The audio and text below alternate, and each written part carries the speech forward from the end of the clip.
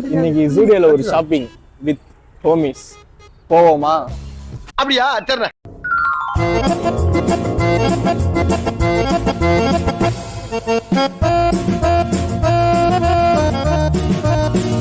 Friends, இன்னைக்கு ஜூடியோ வந்துடும். இந்த பை ஃபுல்லா துணி எடுக்க போறோன்ற ஒரு ஐடியால இருக்கோம்.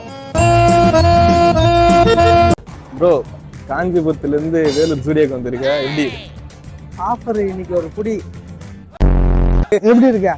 நல்லா இருக்கு. ஆனா இது என்னது? அதெல்லாம் நமக்கு தெரியாது.